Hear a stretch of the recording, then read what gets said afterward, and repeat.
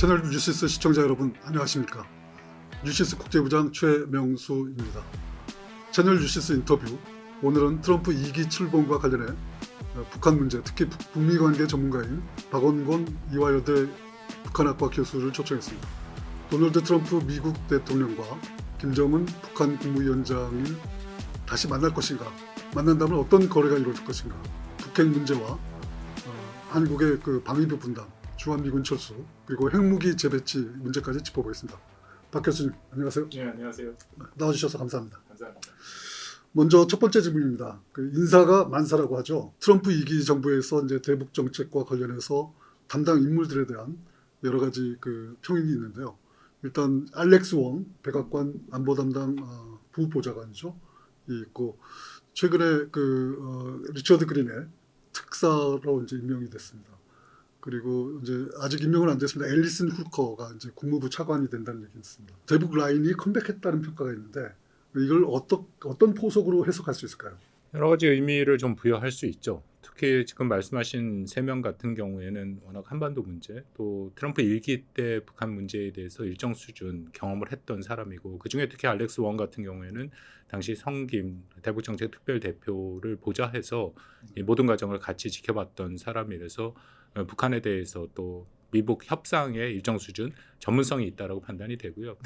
이외에도 뭐 동아태 담당 차관보, 인태 지역 차관보, 또 국방부도 마찬가지 이제 그런 쪽이 한미일을 다 다루는 거기 때문에 실무의 최종적인 인선이 끝나야 확실하게 좀 진용을 확인할 수 있다라고 판단이 되는데요. 그럼에도 이런 개인의 우리가 주목하는 이유는 이 트럼프 행정부의 트럼프 대통령의 대외 정책의 특성을 우리가 좀 생각해 볼 필요가 있습니다. 뭐냐 하면 우리가 1기 때 충분히 경험을 했습니다만 트럼프 대통령은 우리가 이것을 백악관 중심주의 혹은 대통령 중심주의라 하죠. 그러니까 미국 같은 경우에는 전통적으로 미 국무부를 중심으로 해서 대외 정책이 체계화돼서 시스템으로 돌아갑니다. 그런데 트럼프 대통령은 늘 자기가 직접 나서서 민감하고 중요한 문제를 해결하는 모습을 우리가 봤지 않습니까? 18, 19년이 한반도가 대표적인 사례 중에 하나이고. 톱다운 방식이라고 하죠. 그렇습니다. 그렇다면은 트럼프 대통령을 가장 그 근거리에서 지원하고 또 그것을 서포트할 만한 이제 그런 인물들이 매우 중요해져 버리는데요. 이제 그런 인물들이 방금 말씀하신 알렉스 웡이나 리차드 그레넬 같은 사람이다. 특히 리차드 그레넬은 임명을 발표하면서 트럼프 대통령이 베네수엘라와 또 북한 얘기를 했거든요. 그렇다면은 어떤 형태로든지 이들의 뭔가 역할의 가능성이 있다. 그러니까 예를 들어 이런 거겠죠. 트럼프 대통령이 말씀을 좀 나누겠습니다만 어쨌든 북한의 김정은 총비서한테 연락을 하거나 소통 채널을 다시 한번 복원할 가능성은 매우 높다. 근데 본인이 모든 걸 할 수 있는 건 아니니까 그런 상황에서 그것을 심으로 뒷받침하거나 아니면 후속 조치 혹은 그 앞에서 조치를 하는 그 인물들이 있어야 되는데 그 인물들은 방금 말씀한 이제 그런 군에서 직접적인 응징일 필요가 있다라고 생각이 되고요. 우리 한국의 입장에서는 그러기 때문에 그들과의 이런 밀접한 관계를 네트워크를 형성해 놓는 것이 트럼프의 불예측성을 좀 줄이는 하나의 우리로서는 방법이 되지 않을까 생각합니다. 지금 상황이 안타까워서 그렇지 어떤 그런 그 트럼프 주변 인물, 과거의 대북 정책에 관여했던 인물들과의 어떤 커뮤니케이션이 중요하다는 말씀이시네요. 그렇다면 그 트럼프 정부의 어떤 대북 라인이 다시 좀 셋업이 됐다, 그렇게 볼 수 있는데, 그럼 바이든 정부 때와의 어떤 정책의 차이 어떤 게 있을까요? 우리가 조금 큰 틀에서 이걸 볼 필요가 있다고 생각합니다. 바이든 행정부, 트럼프 행정부의 대북 정책은 분명히 차이가 있을 거라고 생각을 합니다만 큰 틀에서 미국이 북한 핵을 바라보고 있는, 북한 문제를 바라보고 있는 것은 몇 가지 공통점이 있다고 생각을 합니다. 가장 큰 공통점, 2018, 19와 비견돼서 최근의 공통점은 한 최근 2년 사이에 이것이 공론화되고 어떻게 보면 지배적인 의견까지로 올라왔다 해도 크게 무리는 없는데요. 북한의 완전한 비핵화라는 것은 비현실적이다. 이미 그 18, 19랑은 다르게 그 후에 북한이 상당히 핵을 고도화했고 특히 한국과 일본 정도로 사거리로 하는 저위력, 전술핵은 완성돼서 실전 배치를 했다라고 봐도 무방합니다. 그 정도의 상황이 이전과는 큰 차이가 있다. 일례로 뭐 일부 기억들 하시겠지만 작년 7월, 8월에 공화당, 민주당 전당대회가 있지 않았습니까? 그 안에서 정강 정책이 발표됐는데 2020년과는 다르게 북한의 완전한 비핵화라는 것이 다 빠졌습니다.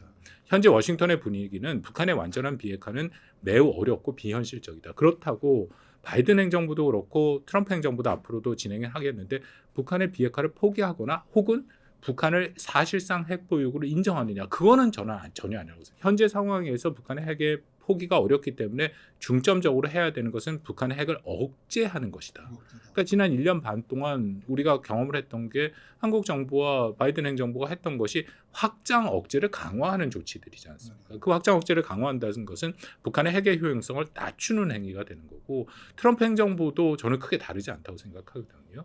그렇기 때문에 앞으로 물론 정책 검토가 있고 최종적인 공식적인 발표가 나오긴 하겠지만 북한 핵을 공식적으로 인정할 가능성은 없다라고 보는 게 저는 맞다고 판단이 되고, 더불어서 일단 북한의 핵을 억제하고 동시에 위협을 감축하는 쪽에 정책의 방향이 보다 맞춰질 가능성은 있다.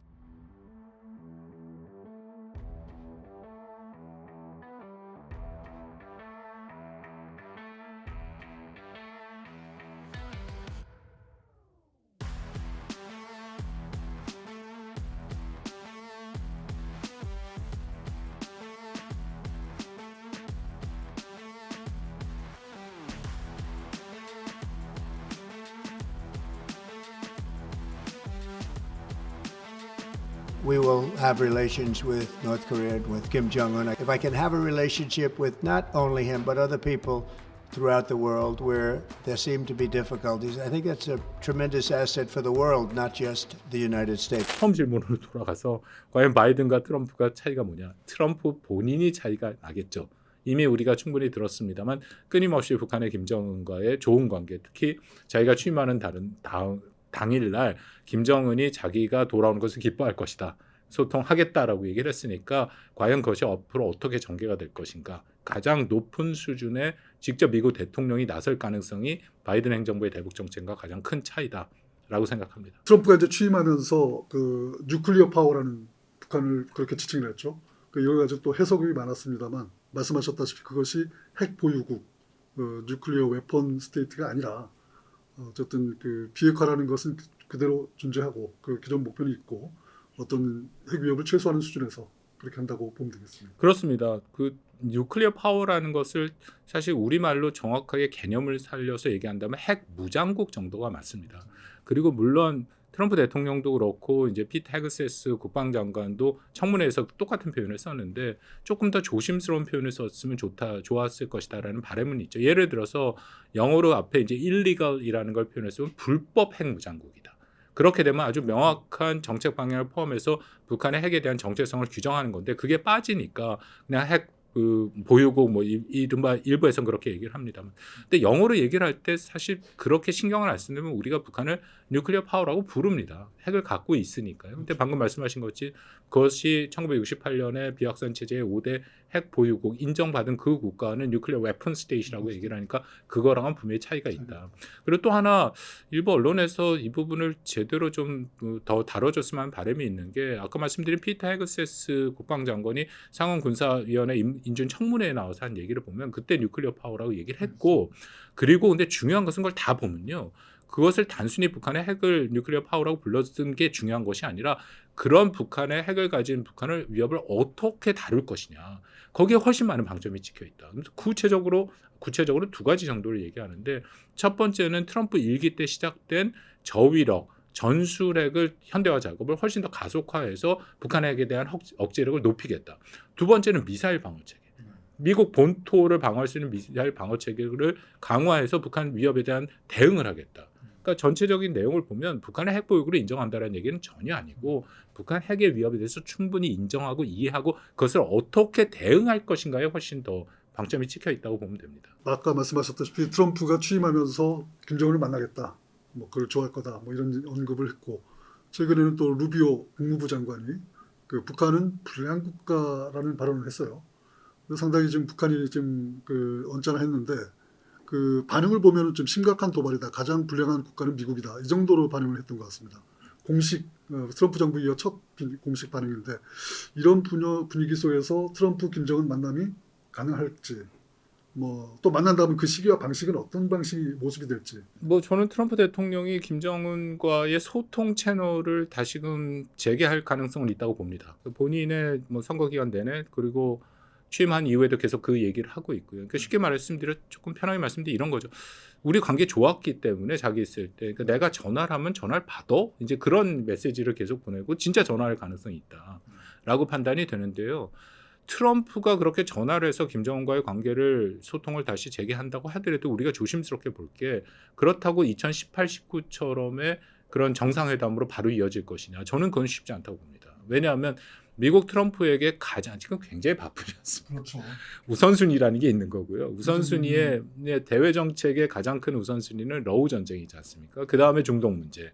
그리고 나서 미중 간의 문제도 있고 그 다음 정도가 이제 북한이 되니까 제가 생각하기에 트럼프 대통령이 김정은과의 소통을 재개한다면 일단 러우 전쟁 종전을 위해서 북한군 파병 문제를 좀 해결하려고 할 겁니다. 그게 있기 때문에 러우 종전이 어려운 건 맞고요. 그리고 더불어서 내가 당신과 다시 언젠가는 뭐 만날 텐데 그 기간 동안 좀 관리를 할 생각이 있다. 뭐 대규모 도발을 한다든지 그런 것들을 자제시키려고 하는 그런 의도가 좀 있다고 판단이 되고요.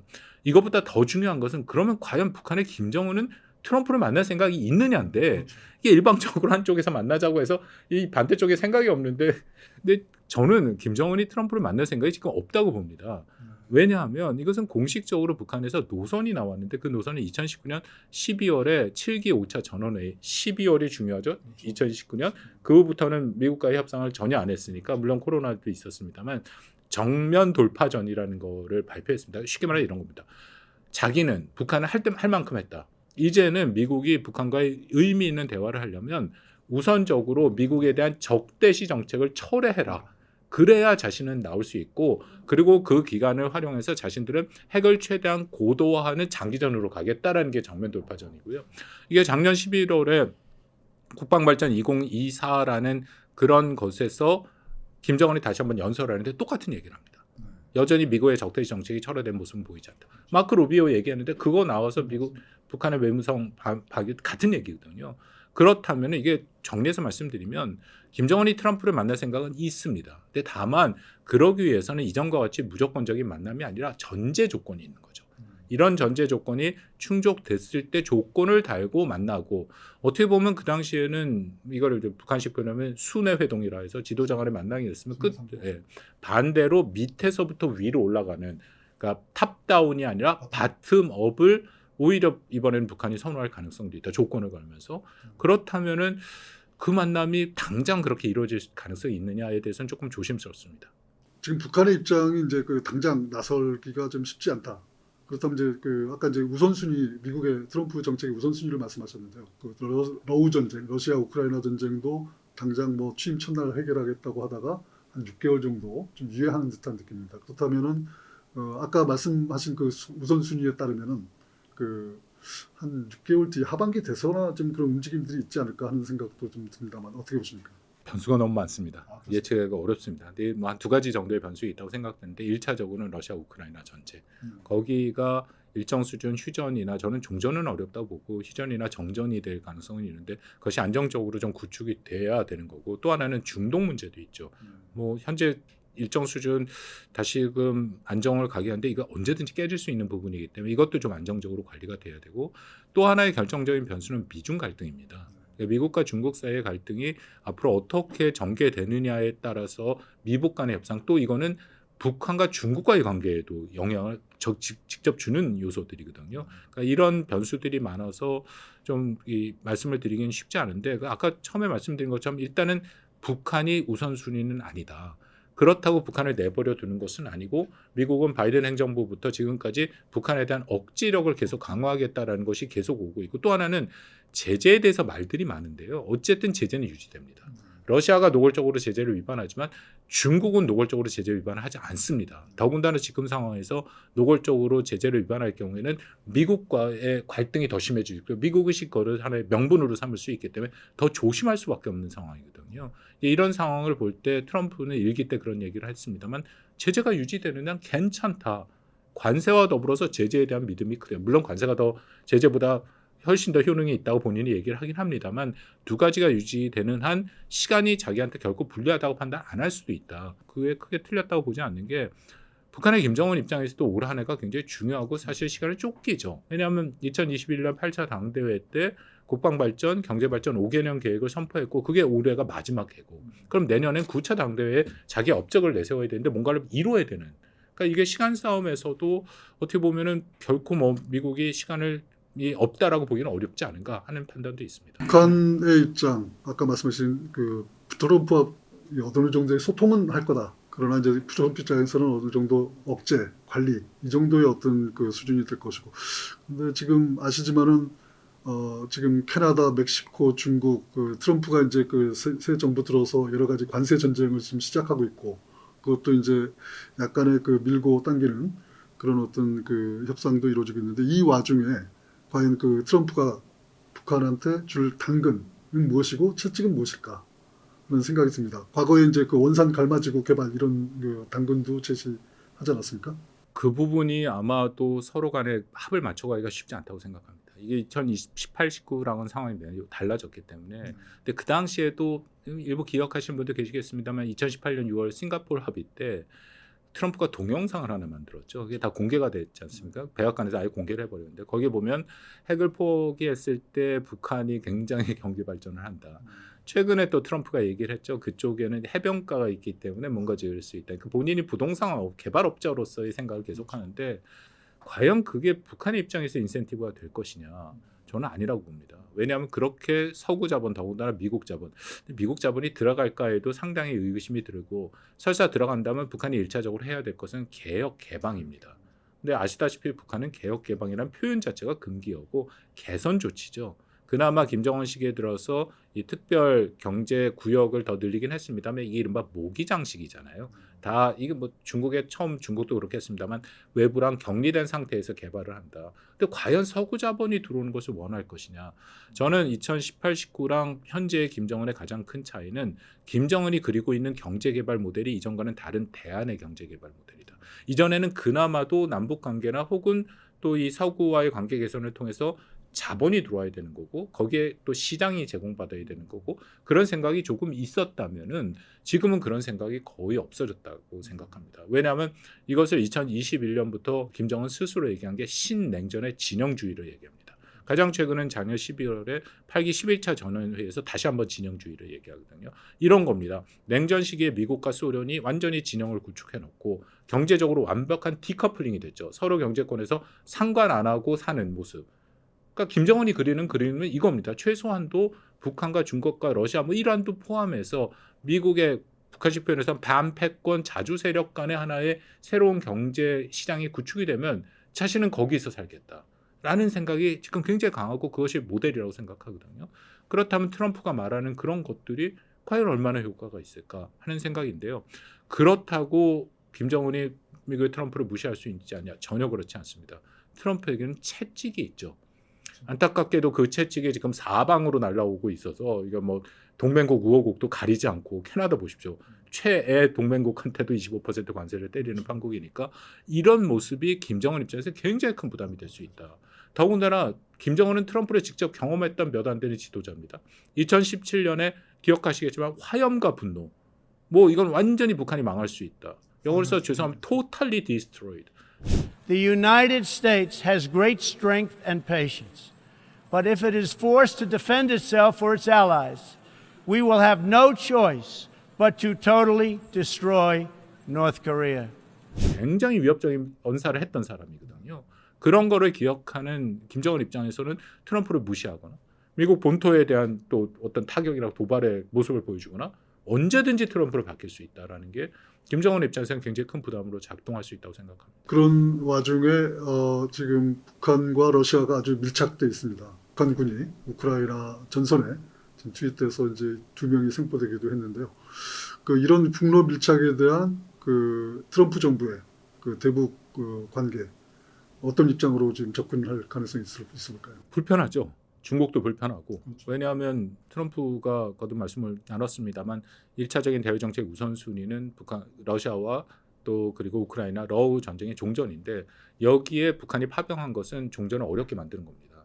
이게 굉장히 행위자가 많아지고 복잡해지고 포로 문제도 있고 그리고 어쨌든 파병이 됐기 때문에 전쟁의 지속성을 러시아가 담보하게 되고 그만큼 협상을 할 수 있는 것에 대한 여력을 더 아질 수 있다. 협상장에 안 앉을 수 있는 이제 그런 것 문제에서 트럼프가 여러 가지 생각을 하고 있다라고 판단이 되고요. 근데 여기서 제가 강조하고 싶은 것은 과연 김정은이 러우 전쟁에 파병을 해서 얼마만큼 이득을 얻었냐? 저는 아니라고 봅니다. 김정은의 굉장히 큰 패착 중에 하나로 생각하는데 왜냐하면 러시아라는 국가의 국력 자체가 그렇게 세계 최강대국이 아닙니다. 그 우크라이나를 불법 침공하기 전에 러시아의 경제 규모나 군사력의 지출은 한국이랑 비슷한 수준이었어요. 21년 기준으로 한국이 세계 경제 10위였고 러시아가 11위였습니다.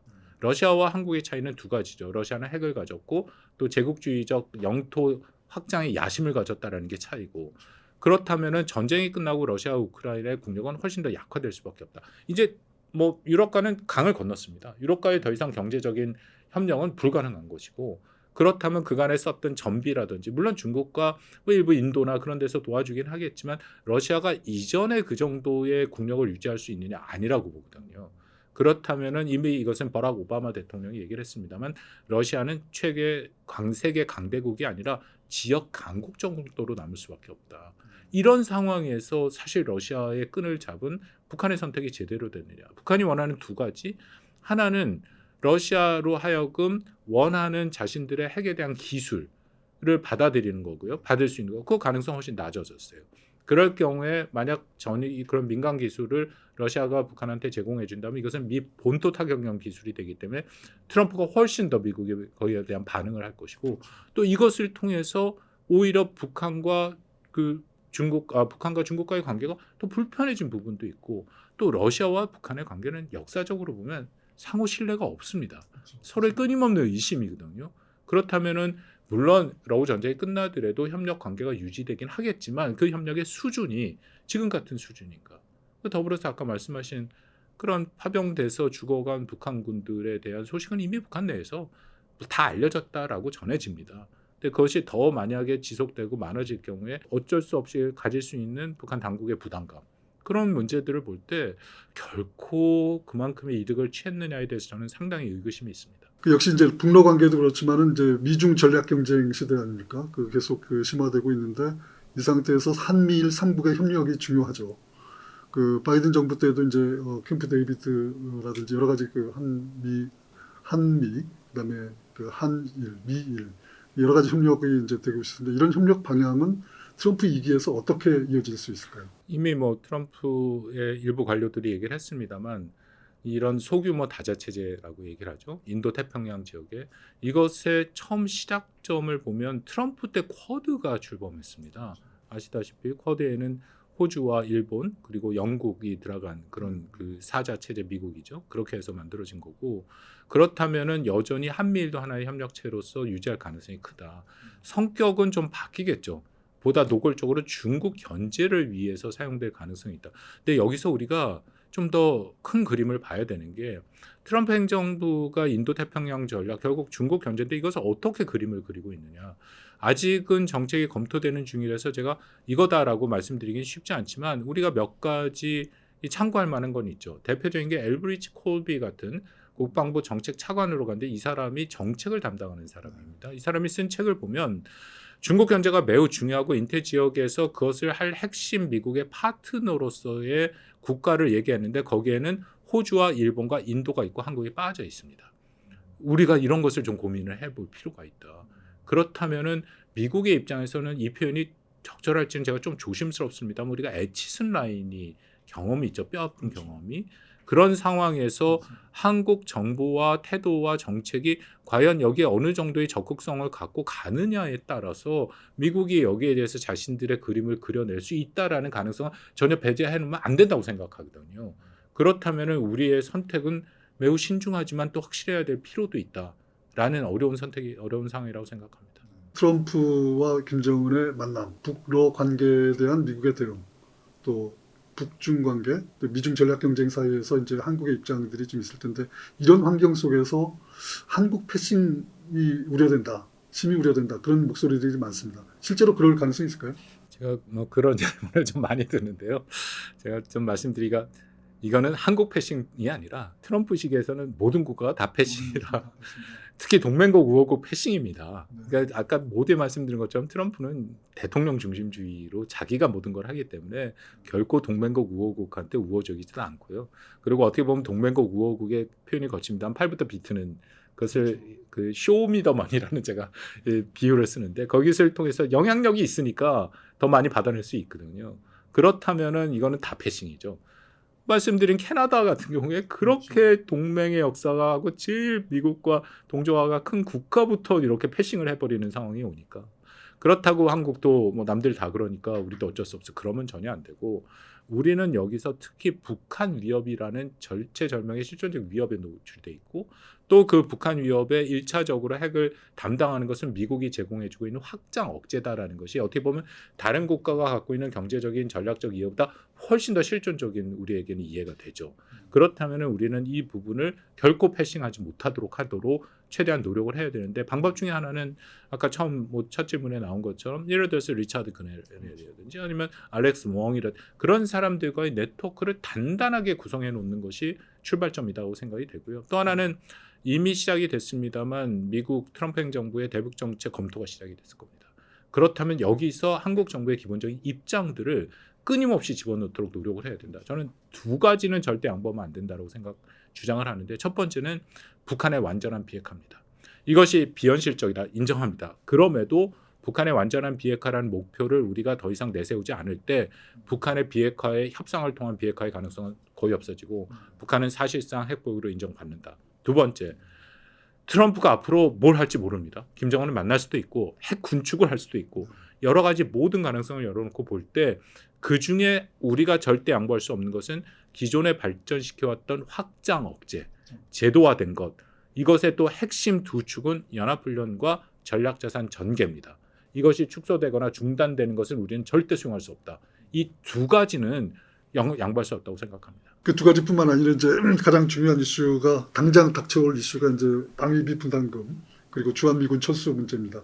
이 문제에 대한 아까 말씀하셨듯이 그 한국으로서 어떤 전략을 가지고 있어야 될지 이것도 다 연계가 돼 있는데요. 뭐 트럼프가 동맹의 모든 관계를 거래 비용적으로 보는 건 맞고 특히 분담금 방위비 문제에 대해서는 수도 없이 얘기를 해왔고 심지어는 거친 표현도 많이 했지 않습니까? 한국을 머니머신이다라고 그렇죠. 얘기를 했고 이상하게 트럼프가 이 문제를 확실히 머릿속에 갖고 있다. 그리고 연합훈련과 전략자산에 대해서 굉장히 비용이 많이 드는 것이다 문제 제기를 하고 있습니다. 이 문제에 대해서는 우리가 다양한 가능성을 열고 얘기를 해야 됩니다. 이 협상을 앞두고 있기 때문에 정부 차원에서는 얘기하기 쉽지 않습니다. 저는 그냥 민간 연구자로서는 조금 더 얘기를 한다면은 12차 다행히 저는 굉장히 잘했다고 생각하는데요. 한미 간의 특별협정을 작년에 했죠. 여야가 굉장히 빠르게 11월 달에 국회 비준을 했습니다. 이걸 하나의 협상 카드로 써야 되는 것이고 그리고 그렇지만 이것이 재협상이 될 가능성도 열어놓고 봐야 된다. 그 비용보다 사실 더 민감한 것은 연합훈련과 전략자산 전개 비용인데 이거는 기존에 우리가 갖고 있는 한미 SMA 특별협정의 항목에 들어가 있지 않습니다. 그래서 이거는 우리가 줄 수도 없고 줄 필요도 없지만 트럼프는 또 그런 거를 신경 안 쓰는 사람이기 때문에 새로운 틀을 만들자 그렇게 나올 수도 있거든요. 근데 이 비용을 건드리면 아까 말씀드린 한국의 핵에 대한 굉장히 심각한 위협이 되고 이걸 잘못 건드리면 한국의 핵무장론이 불같이 일어날 수도 있고 그러면 한미동맹을 결국 훼손하고 이건 결국 북한이 훨씬 더 유리한 국면으로 갈 수 있기 때문에 차라리 이 비용을 건드리지 않고 이쪽의 방위 분담의 비용을 좀 올려주는 것. 트럼프가 100억 달러 얘기하는데 그건 불가능한 액수고요. 현재 우리가 주한미군 주둔 비용의 100%를 되지 않습니다. 예를 들어서 주한미군의 인건비 안 됩니다. 그건 못 되게 돼 있고 그럼 1조 5천억 정도 되거든요. 그게 한 50% 이상 된다고 저는 판단하는데 만약 50%로 해도 2배로 가면은 1조 5천억을 더 하는 것이 사실은 이쪽의 비용을 건드리는 것보다는 훨씬 더 저는 낫다고 보는데 이거는 사실 우리의 그 세금이기 때문에 국민적 공감대가 필요하겠죠. 그럼에도 불구하고 한국의 핵 재배치 또는 핵무장, 자체 핵무장 이 얘기가 이제 한국뿐만 아니라 미국 쪽에서도 좀 나오고 있습니다. 그 지금 미국의 분위기와 한국 정부의 여러 가지 바람직한 대응 전략 어떻게 보십니까? 핵무장론에 대해서는 저는 두 가지의 조건이 충족돼야 한국이 사실상 핵무장을 할 수 있다고 판단이 되는데 첫 번째는 미국이 동의해야 됩니다. 미국이 동의 없이 핵무장을 하는 것은 우리가 불가능하고 두 번째는 1968년에 비확산 체제로 5개 국가만 핵을 보장 핵을 가질 수 있도록 공식적으로 인정되는데 그 NPT 체제라고 그러지 않습니까? 그게 무너지는 거죠. 그 외에 우리가 공식적으로 공개적으로 핵무장을 할 수 있는 방법은 없다라고 생각이 되고 전술핵 문제는 좀 복잡합니다. 왜냐하면 저는 전술핵 그 배치에 좀 조심스러운 입장인데 1차적으로 군사적 효용성이 크지 않습니다. 이미 트럼프 시기에 1기 때 저위력 전술핵을 발전시켜서 2020년에 W76-2라는 잠수함 발사 저위력 탄도미사일, 핵탄도미사일을 개발을 했습니다. 그걸로 충분히 북한은 언제든지 보복할 수 있는 능력을 가지고 있다. 미국에서 북한을 억제할 수 있다. 뭐 이게 그 핵 추진 잠수함이 일단 어디 있는지 몰라도 그렇죠. 언제든지 어디서든지 그 타격을 가능할 수 있고 여기에 대해서 북한은 전혀 반격을 할 수가 없습니다. 근데 전술핵이라는 게 여기 와 있으면 일정 지역에 있지 않겠습니까? 거긴 북한한테 노출될 수밖에 없는 것이고 제가 현실성 측면에서도 좀 우려가 되는 게 뭐 몇 군데 얘기되죠. 군산이 얘기가 되고 있고 미국 내에. 근데 만약에 그렇게 그쪽으로 배치가 된다 하면 이거는 배치를 알려야 됩니다. 알려서 북한을 억제하는 효과를 보겠다라는 얘기거든요. 안 알릴 거면 그걸 갖고 올 필요가 없어요. 우리 한국의 그 지역에 사는 분들이 그걸 동의를 할까요? 사드 때 우리가 충분히 경험을 했는데 굉장히 큰 갈등의 여지가 있다. 그리고 또 하나는 그렇게 할 경우에는 북한과의 협상을 통한 비핵화라는 거에 대한 한국이 갖고 있는 도덕적 우위와 명분을 잃게 되고 중국과의 관계. 저는 글쎄 그렇게 이득보다는 비용이 더 크지 않을까 생각합니다. 지금까지 트럼프 2기 북미 관계를 중심으로 박원권 이화여대 북한학과 교수를 모시고 이야기를 나눴습니다. 함께 시청해 주신 여러분 감사합니다.